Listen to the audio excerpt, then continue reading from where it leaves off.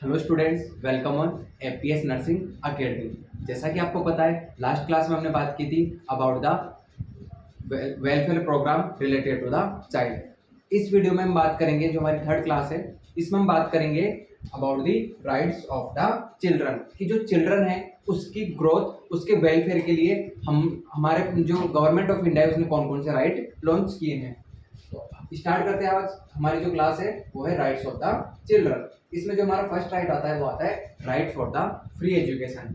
As you all know, जो education होती है एक असेंशियल नीड होती है हमारे लिए।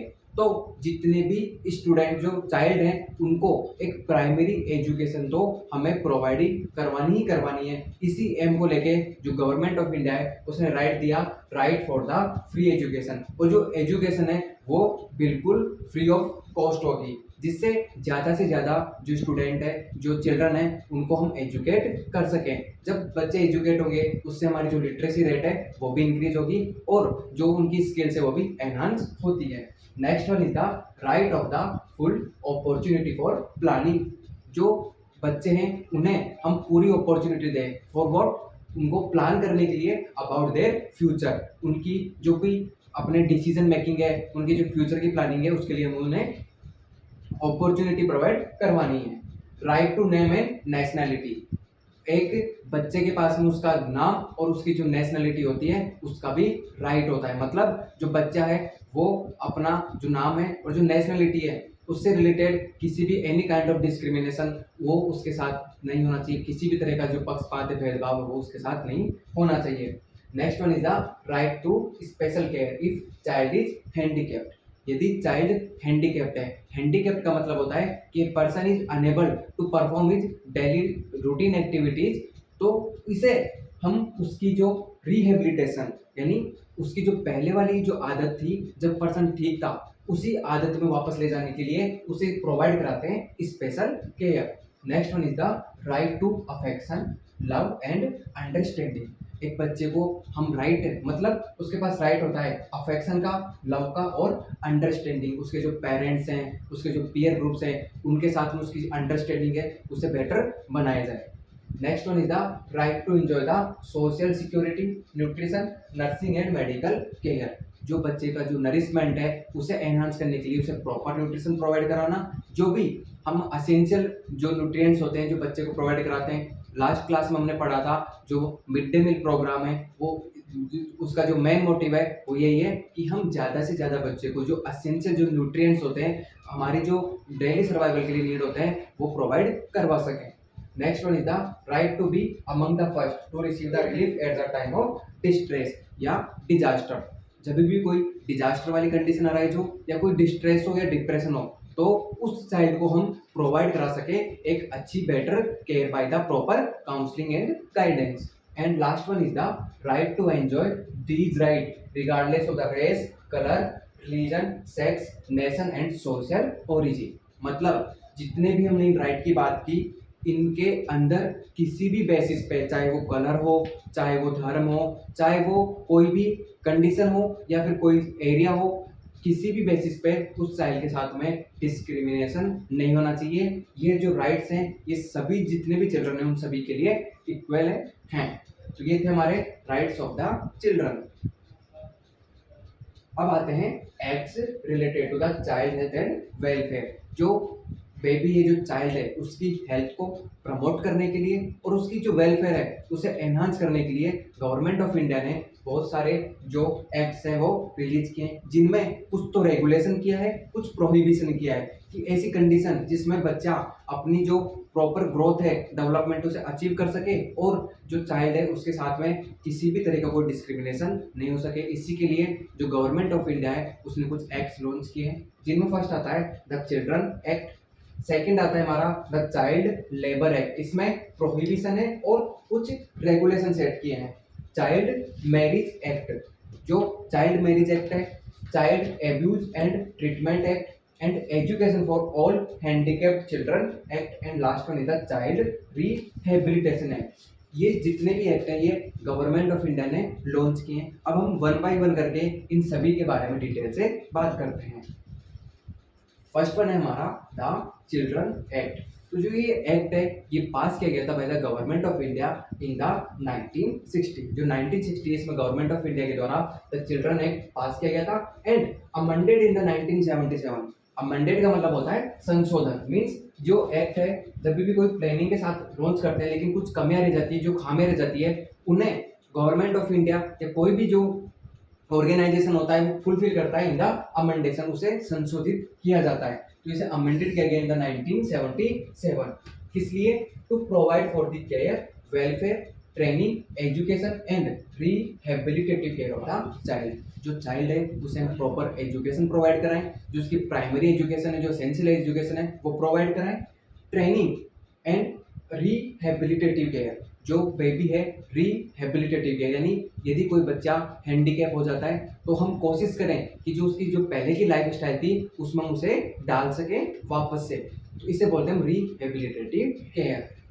अब इसमें कुछ कैटेगरी डिवाइड की गई, इन्हीं कैटेगरी के चाइल्ड के अंदर इस एक्ट को इम्प्लीमेंट किया गया, मतलब इस एक्ट के अंदर ये जो चाइल्ड है उन्हें इंक्लूड किया गया। First one is the neglected child, ऐसे बच्चे जिन्हें जो सोसाइटी होती है उनके द्वारा नेग्लेक्ट कर दिया जाता है। इसके कुछ भी कारण हो सकते हैं, यदि कोई बच्चे हैं जिनके जो मदर एंड फादर है वो लॉस हो चुके हैं किसी एक्सीडेंट्स में, कोई बच्चे हैं जिनके जो मदर एंड फादर है they are included in the prostitution, तो they all are neglected by the society, तो इन बच्चों को इसके अंदर इंक्लूड किया गया है। Second is the living with in और विद प्रोस्टिट्यूट, जो भी सेक्स वर्कर्स होते हैं यदि उनके बच्चे हैं या तो वो उनके साथ में रह रहे हैं या उनके आसपास रह रहे हैं तो वो भी नेग्लेक्टेड होते हैं, तो उन्हें भी एक स्पेशल केयर प्रोवाइड करवाई जाती है। Has a parents who is unfit और does not care for the child, या ऐसा बच्चा जिसके पेरेंट्स या तो हैंडीकैप्ड है या अनेबल है to perform any kind of activity, या फिर जो वर्क है वो नहीं कर सकते, या जो बच्चे हैं उनके जो पेरेंट्स हैं उनकी केयर नहीं कर पा रहे हैं, तो उन्हें भी द चिल्ड्रन एक्ट के अंदर इंक्लूड किया गया है। And expose to the moral danger, यदि कोई बच्चे कोई डेंजर सिचुएशन में है, जो मोरल कंडीशन होती है यदि उसके अंदर है, यदि उनके साथ अब्यूज हो रहा है तो उन्हें भी इसके अंदर इंक्लूड किया गया है। Next one is the children of the parents with the leprosy and any other serious communication disease. As you all know leprosy is a communicable disease. जो लेप्रोसी होती है जिसे हम हिंदी में बोलते हैं कुष्ठ रोग, तो जो बच्चे ऐसे पेरेंट्स के हैं जिनके अंदर लेप्रोसी हो रखा है तो उन्हें जो सोसाइटी है उन्हें एक तरह से नेग्लेक्ट करके रखती है, तो उन बच्चों को भी इसमें इंक्लूड किया गया है। Next one is the children of the unsound mind and mentally retarded children. ऐसे बच्चे जो मेंटली रिटार्डेड है, जिनका जो आईक्यू लेवल है वो प्रॉपर नहीं है जो रिक्वायर्ड होता है, जिनका जो मेंटल रिटार्डेशन है, जो उनकी आईक्यू कैपेसिटी थोड़ी लो है, तो उन बच्चों के भी इस एक्ट के अंदर इंक्लूड किया गया है।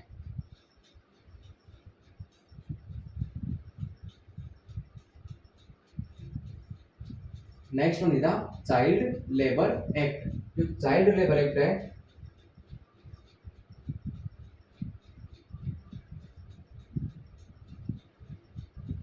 जो चाइल्ड लेबर एक्ट है ये पास किया गया था इन द 1986, और इसके अंदर था कि prohibit the engagement of children in the certain employment and to regulate condition of the work of the children in the non hazardous condition of work। ऐसे बच्चे जो किसी ऐसी कंडीशन में है जहाँ पे उन्हें काम करना पड़ रहा है और जो काम है उनकी जो हेल्थ है उसके लिए हजार्डियस मतलब उनके लिए डेंजरस हो सकता है, तो उन बच्चों को उस कंडीशन से हटाना और एक रेगुलेशन सेट करना कि इस जो कंडीशन है उसमें बच्चे काम नहीं करेंगे, और यदि फिर भी जरूरत पड़ती है तो उनको ऐसी जगह पे काम करना जहाँ जो हो उनके लिए नॉन हजार्डियस, यानी उनके लिए जो डेंजरस नहीं, उनके लिए बिल्कुल सेफ हो, उसी जगह पे बच्चों को काम करवाया जाए। और इस एक्ट के अंदर जो चाइल्ड का मतलब था वो था the child means a person who is below the 40 years of age. इस एक्ट के अकॉर्डिंग एक चिल्ड्रन उसे ही कंसिडर किया जाएगा जिसकी एज है बिलो 14 ईयर ऑफ एज। जो चिल्ड्रन की एज होती है हम अलग अलग कंडीशन में अलग अलग, जैसे सीपीआर है उसमें हम अलग मानते हैं, वैसे ही इस चिल्ड्रन लेबर एक्ट के अंदर जो चाइल्ड है उसकी एज मानेगी below the 40 year of age. 14 साल से कम उम्र के साथ जितने भी बच्चे उन्हें कंसिडर किया जाएगा as a child. And adolescent माना जाएगा जिसने या तो 14 ईयर कंप्लीट कर लिए या 18 ईयर से नीचे, यानी 14 टू 18 ईयर जो है उन्हें कंसिडर किया जाएगा, 14 टू 18 ईयर वालों को कंसिडर किया जाएगा इन द एडोलेसेंट। जबकि जो एडोलेसेंट है वो हम अलग अलग कंडीशन में अलग अलग मानते हैं। लाइक कई जगह हम 12 से 14 मानते हैं, तो अलग अलग है, लेकिन इस एक्ट के अंदर 14 to 18 माना गया है।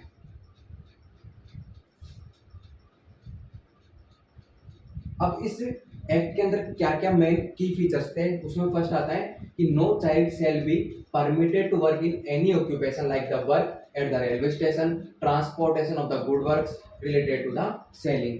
कोई भी बच्चा जो हम देखते हैं रेलवे स्टेशन या बस स्टैंड हो या कोई भी जो गुड्स कैरियर होते हैं, जो भी ट्रांसपोर्टेशन होता है, उसके अंदर एंगेज नहीं किया जाना चाहिए। Second is the child shall not be permitted to work in any workshop like the cement factory, bangles factory and cloth printing factory. जितनी भी फैक्ट्रीज वगैरह होती है, चाहे वो कपड़े की हो चाहे बैंगल्स की हो, इन सभी में जो चाइल्ड का वर्क है उसे प्रोहिबिटेड करना है। Next one is the no child shall work for more than 3 hour followed by an interval of 1 hour. कोई भी बच्चा 3 घंटे से ज़्यादा काम नहीं करेगा। यदि 3 घंटे का काम कर रहा है तो उसके बीच में 1 आवर का यानी 1 घंटे का उसके बीच में ब्रेक या इंटरवल होना चाहिए। And no child shall be permitted to work between the 7 PM to 8 AM। रात के 7 बजे से लेकर सुबह के 8 बजे तक कोई भी चाइल्ड किसी भी तरह की फैक्ट्री वगैरह कहीं पे भी काम नहीं करेगा। And it is the responsibility of the employer to make rules to provide health and safe environment for the child on the work। और जो भी उस कंपनी का जो एम्प्लॉयर है उसे ध्यान में रखना है कि ये जितनी भी कंडीशन है उसे इम्प्लीमेंट करना है और कोई भी चाइल्ड उसकी कंपनी में इन रेगुलेशन के बिना काम नहीं करना चाहिए। Next one is the child marriage restriction act. जो चाइल्ड मैरिज है इसको रेस्ट्रिक्ट यानी इसे रोकने के लिए जो एक्ट बनाया गया, ये पास किया गया था इन द 1929। तो इसमें बताया गया कि जो चाइल्ड मैरिज होती है is a marriage of a girl and boy that not yet reach to the age of marriage according to the law. ऐसे बच्चे जिनकी लॉ के अकॉर्डिंग उम्र नहीं हुई है फिर भी उनकी शादी कर दी जाती है, they all are considered as a child marriage. तो इन सभी कंडीशन को रोकने के लिए जो एक्ट बनाया गया वो था चाइल्ड मैरिज रेस्ट्रिक्शन एक्ट। और इसमें बताया गया कि एक फीमेल लड़की जिसकी उम्र है 18 year and boy below the 21 year, लेकिन प्रेजेंट टाइम में अभी जो नई गाइडलाइन आई है उसमें जो गर्ल है उसे भी 21 कंसिडर कर दिया गया है और जो बॉय है उसे भी 21 कंसिडर कर दिया गया है। लेकिन अभी ये एक रिकमेंडेशन है, इसे अभी इम्प्लीमेंट नहीं किया गया है, थोड़े दिन बाद में ये इम्प्लीमेंट हो जाएगा। तो इसमें बताया गया कि एक फीमेल गर्ल जिसकी उम्र 18 साल से कम है और एक बॉय जिसकी उम्र 21 ईयर से कम है, और यदि वो शादी करते हैं तो ये पनिशेबल होगा विद प्रिजर्मेंट और फाइन और बोथ। या तो उन्हें जेल होगी या फाइन होगा या फिर दोनों कंडीशन भी हो सकती है। और any male about the 21 who marry with a child shall be punishable. और यदि 21 ईयर से ऊपर का कोई मेल है और यदि वो किसी चाइल्ड जो फीमेल बेबी है यदि उसके साथ में मैरिज करता है तो इट शुड बी पनिशेबल, उसे पनिशेबल होगा। उसके अंदर जो प्रिजन है और जो फाइन है दोनों इंक्लूड किए गए हैं। Next one is the child abuse prevention and treatment act. जो चाइल्ड एब्यूज होता है उसे प्रिवेंट करना है, और यदि किसी चाइल्ड के साथ एब्यूज हो चुका है तो उसे ट्रीटमेंट करने के लिए जो एक्ट पास किया गया वो होता है the child abuse prevention and treatment act. ये जो था ये लॉन्च किया गया था 1974 में और ये भी अमेंडेड किया गया था इन द 2003। और जो इसका मेन मोटिव है वो है टू प्रिवेंटिंग विक्टिम प्रोडक्शन। जो भी बच्चे हैं उन्हें एब्यूज नहीं हो सके उसे प्रिवेंट करना है। एंड इंसिडेंट्स रिपोर्टिंग, जो भी चाइल्ड एब्यूज के इंसिडेंट्स होते हैं उनकी सबकी रिपोर्टिंग होनी चाहिए। एंड इन्वेस्टिगेशन होना चाहिए और पनिशमेंट होनी चाहिए, जिससे जो भी अब्यूजर्स होते हैं, जो भी अब्यूज कर रहा है उसे पनिशमेंट मिलनी चाहिए। इसे इसमें इंक्लूड किया गया था। ये थे हमारे acts related to the child. अब इस यूनिट का एक छोटा टॉपिक बचता है that is the grief and bereavement. Grief and bereavement एक छोटा सा टॉपिक है लेकिन इंपॉर्टेंट टॉपिक है, इसके बारे में हम पढ़ते हैं। ग्रीफ क्या होता है?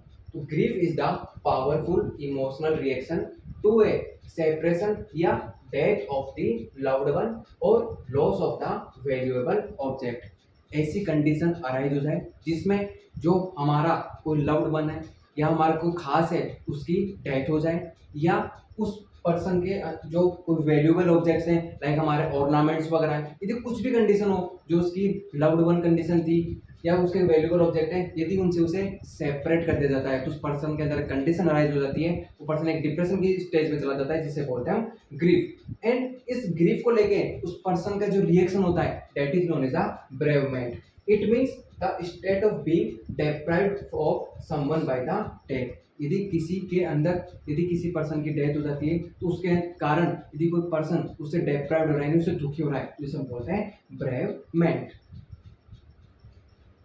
अब बात करते हैं कि जो ग्रीफ है इसके हमें क्या क्या सिम्टम देखने पड़ते हैं। How we identify that the person is suffering from the grief. तो इसके कुछ सिम्टम्स होते हैं जिनके बेसिस पर हम इसे देख सकते हैं कि person is suffering from the grief और नॉट। First one is the insomnia. Insomnia का होता है लैक ऑफ स्लीप। एक पर्सन यदि डिप्रेशन में होगा, उसके अंदर यदि ग्रीफ होगा तो वो चैन से सो नहीं पाएगा, उसके अंदर लैक ऑफ स्लीप यानी नींद की कमी होगी।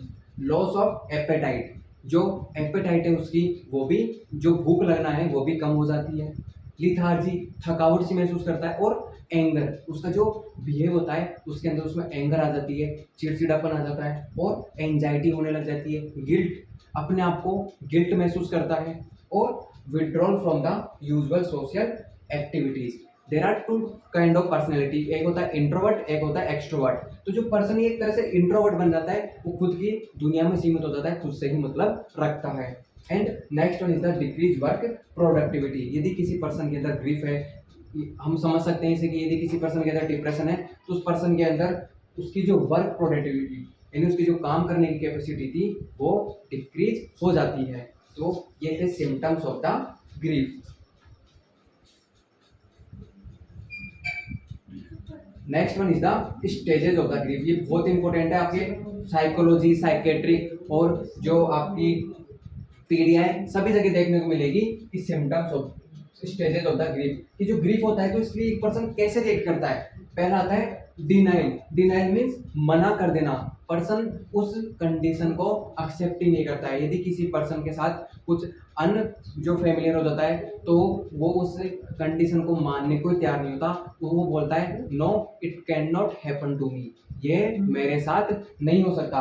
वो इस कंडीशन को मानने से मना कर देता है, वो उसे एक्सेप्ट ही नहीं करता है। फिर जब उस पर्सन को एहसास होता है तो फिर उस कंडीशन के ऊपर एंगर होता है और पर्सन का जो रिएक्शन होता है कि why it happened with me, ये मेरे साथ ही क्यों हुआ। इस पे उस पर्सन को एंगर हो जाता है, वो गुस्सा हो जाता है। जब उसे उस सिचुएशन का रियलाइजेशन होता है तो फिर वो उस कंडीशन से अपने आप को बचाता है। इसके लिए वो कोर्ट से बार्गेनिंग करता है और उसका जो रिएक्शन होता है वो होता है I will do not repeat या डू इट अगेन। मैं ये जो कंडीशन है इससे दोबारा नहीं होगा, तो इसके लिए मुझे एक बार बार्गेनिंग यानी मुझे बख्श दिया जाए। इसके बाद में वो पर्सन और एक्सेप्ट करता है और उसके अंदर कंडीशन अराइज हो जाती है डिप्रेशन। उस पर्सन के अंदर डिप्रेशन डेवलप हो जाता है और एट दी एंड पर्सन को पूरी कंडीशन रियलाइज हो जाता है और उस चीज को वो एक्सेप्ट कर लेता है। तो ये जो स्टेजेस होती है ग्रीफ की, ये होती है DABDA, जिसे आप याद कर सकते हैं डाप्टा। ये जो कंडीशन है ये ग्रीफ रिएक्शन होता है एक पर्सन का टू द स्ट्रेस। जो भी स्ट्रेस कंडीशन होती है उसके लिए एक पर्सन का रिएक्शन होता है। तो ये थी स्टेजेस ऑफ द ग्रीफ और ये था आज का हमारा video about the rights of children and grief and bereavement. यदि आपको क्लास अच्छी लगी हो तो क्लास को लाइक कीजिएगा। आपकी कोई भी सजेशन है कमेंट बॉक्स में सजेस्ट कीजिएगा और हमसे जुड़े रहने के लिए हमारे चैनल को सब्सक्राइब कीजिएगा। Thank you.